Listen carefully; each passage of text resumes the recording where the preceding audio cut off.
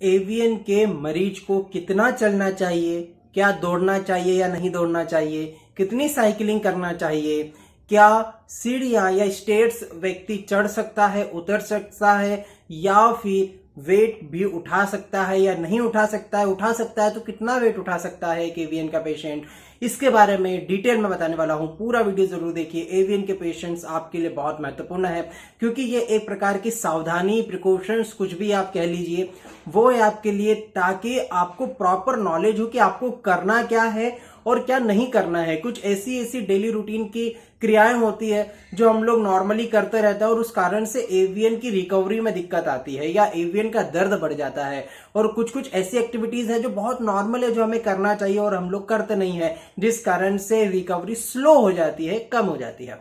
तो ये पूरा वीडियो बहुत ही शानदार होने वाला है। यदि आप एवीएन के पेशेंट है, अभी तुरंत सब्सक्राइब कीजिए, पड़ोस की बेल आइकन को दबा के ऑल जरूर सिलेक्ट कीजिएगा। इंस्टाग्राम, फेसबुक, लिंक्डइन, कुछ भी आप चलाते हो, जो भी सोशल मीडिया चलाते हो, वहां पर आप मेरा नाम डाल के और फॉलो कर सकते हैं, ताकि आप मुझसे डायरेक्टली इंटरलिंक हो सको। यदि आपको फ्री कंसल्टेशन चाहिए तो आप मेरे लाइव क्लिनिक पर आकर के पूछ सकते हो सारे आपके question, free of cost. Live clinic daily रात को 8:30 बजे होता है। और यदि आपको प्रॉपर और पैड ट्रीटमेंट चाहिए तो ही आप मुझे व्हाट्सएप कर सकते हैं। व्हाट्सएप नंबर आपको दिया गया है। चलिए, सबसे पहली बात कि एवीएन के पेशेंट को कितना चलना चाहिए। देखिए, यहां पर कोई पैरामीटर्स नहीं है कि पेशेंट कितना चले, कितना नहीं चले, कितने मीटर चले, 1 किलोमीटर चले या 2 किलोमीटर चले।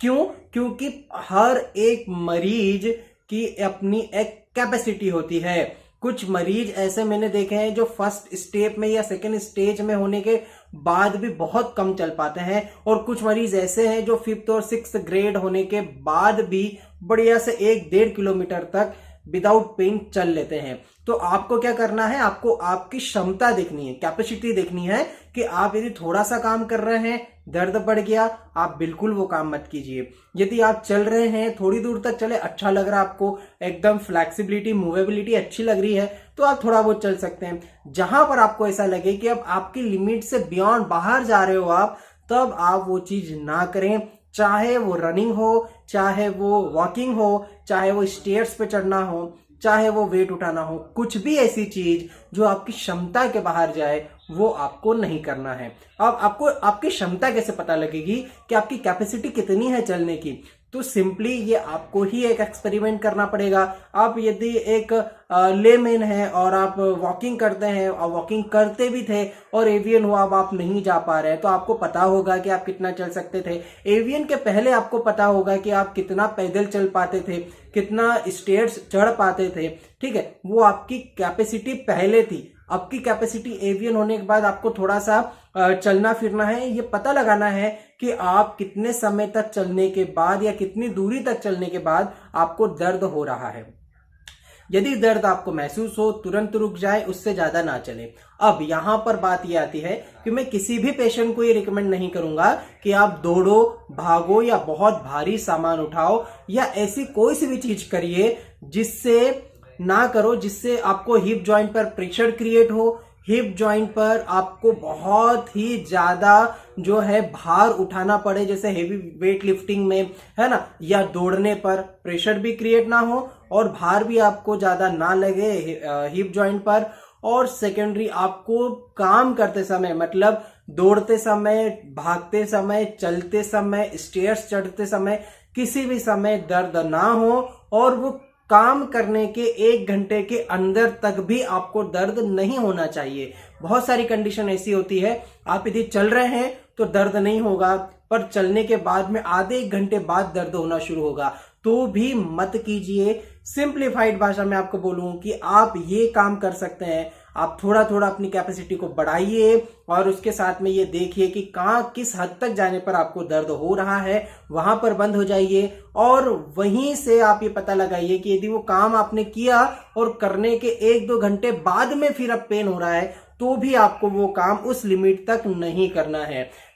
यदि कॉम्प्लिकेटेड हो गया हो तो आप जो है फिर से एक बार सुन लीजिएगा। बाकी सिंपली आपको वो चीज नहीं करना है जिससे आपको दर्द बढ़े, काम करते समय या काम करने के बाद, है ना, सीधी सी भाषा में यह है। अब इससे होगा क्या, यदि आप बहुत ज्यादा चल लेते हैं तो आपको वहां पर दर्द बढ़ जाएगा, फ्रिक्शन बढ़ जाएगा, और फ्रिक्शन से फिर वो घर घर कट कट की आवाज आने लग जाएगी।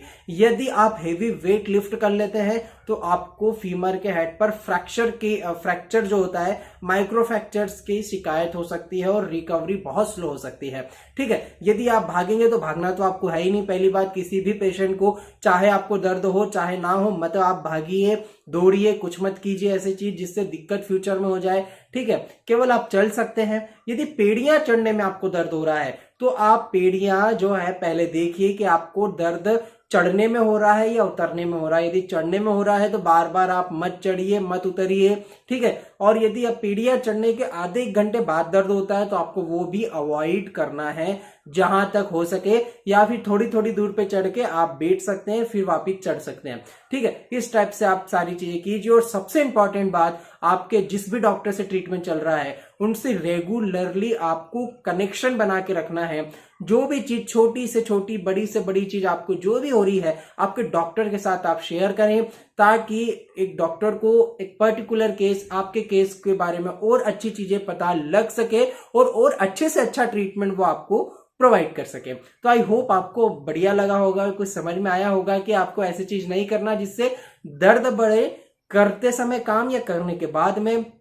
लगभग आपको थोड़ा बहुत तो चलना ही है। यदि आपको दर्द बहुत ज्यादा भी हो रहा है तो आप आपके कमरे में गोल घूम सकते हैं, पर चलना जरूर है, थोड़ा थोड़ा ही चलिए, पर चलना जरूर है, चाहे वॉकर से या लकड़ी लेकर के चले, क्योंकि मूवेबिलिटी आपकी तभी, फ्लेक्सिबिलिटी आपकी तभी इंक्रीज होगी। तो थोड़ा बहुत जरूर चलिए। यदि बहुत ज्यादा भी दिक्कत है तो भी आप थोड़ा बहुत चल सकते हैं। मालिश या गर्म सिकाई के बाद में जब दर्द कम लगे तब आप थोड़ा चल लीजिए। दिन भर में थोड़ा बहुत तो आपको चलना ही है। ठीक है, मैं मिलता हूं आपको अब नेक्स्ट वीडियो में। तब तक अपना ध्यान रखिए। कुछ भी दिक्कत होती है व्हाट्सएप कर सकते हैं आप। पेड ट्रीटमेंट के लिए, फ्री कंसल्टेशन के लिए आप मेरे लाइव क्लिनिक पर आकर के जुड़ सकते हैं। इंस्टाग्राम, फेसबुक पर भी मुझसे क्वेश्चन कर सकते हैं। Thank you so much, take care.